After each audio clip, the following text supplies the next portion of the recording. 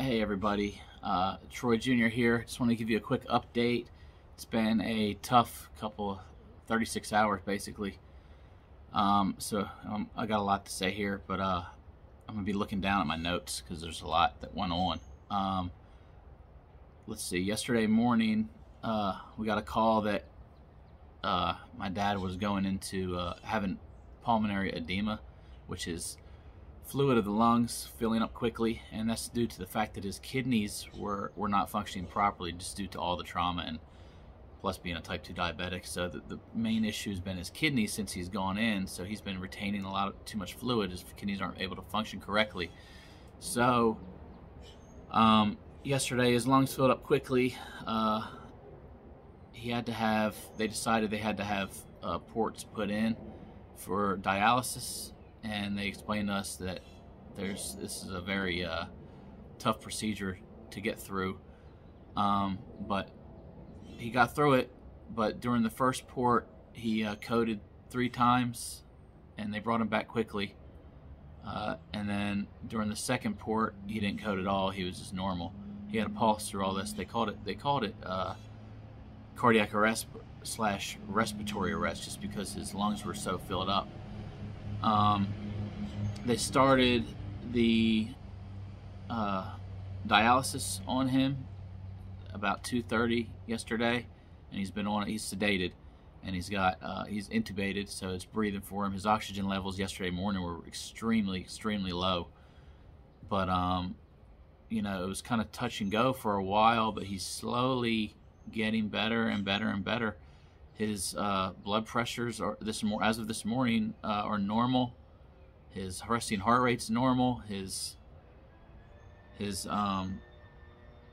oxygen level is back up to 97 right now, which is almost perfect.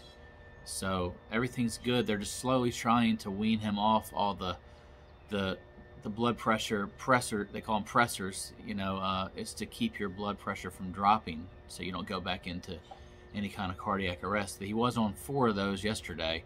Now he's on 2, and they're slowly adjusting the levels as he goes through time and through the dialysis, getting more and more fluid off of his body. So it's a really complex thing that they're doing. They're monitoring him like hawks. Like every 5 minutes, they're in there changing something, and it's been really good to see some progress. And as of this morning, he's looking really good. He's touch and go. This is good news, but he's still not out of the woods yet. But so far, so good. So, they're just making sure his levels are all stable and good, and they're the best they've been in a very long time, honestly, even before his heart attack. So the main problem is the kidneys. They have to get them functioning properly, or he might have to go on dialysis after he gets through all this, which is fine. But they still have to go through and see if there's any kind of blockage in his heart with the heart cath, but his kidneys have to be strong enough to do that. So that's kind of where they're at. He's going to be on this dialysis machine probably for the next day or two, and then they're going to slowly wake him up and take out the tube that's breathing with him, and then go from there. But it's like this the whole time.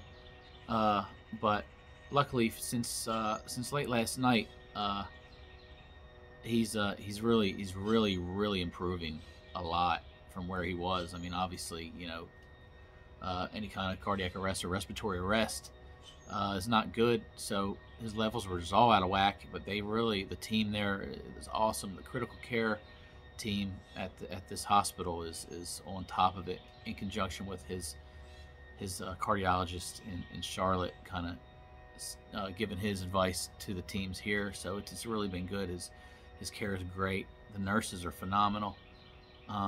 We finally got, we have not slept. Me and my mom have not slept in, it feels like 2 days. It feels like 5 days, but it's really 2 days, not at all.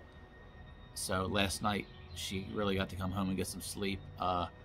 I was able to sit up there till about 1 o'clock in the morning with my cousins Mike and John. I thank them for coming down from Charlotte. It's really been great just to talk to them and just laugh. And with my dad right there, and I know he probably hears it. You know, they say he does hear it, but he's just so sedated. He's just laying there, which is great. He needs the rest. His body needs the rest, but he's looking really good, and we're staying positive. We just want everybody to keep praying for him, and I just wanted to give you guys an update on where we're at here. But it's slowly but surely moving forward. He's on the dialysis. He's not on the regular dialysis that people think of, which is, you know, you go in there for 4 hours and then you're done. This is a slow process because his body has been through so much trauma with the heart attack, and then, you know, me having to do CPR last Wednesday for so long, and then him coding yesterday, basically around noon, 3 times, and they had to do CPR. They had just a lot of trauma on his body, and so they just know what they're doing. They've done this before, and it's been great. We're seeing progress. The doctors all came in. We're waiting to hear what his echocardiogram from yesterday looked like, because the one 2 days ago looked great, and his heart was strong. You know, not perfect, but strong, real good for somebody who just had a heart attack. And they're wanting to compare the 2 echoes. But the first things first is the kidneys and the fluid in the body, and they're seeing a lot of progress with all that right now. So that's basically the update.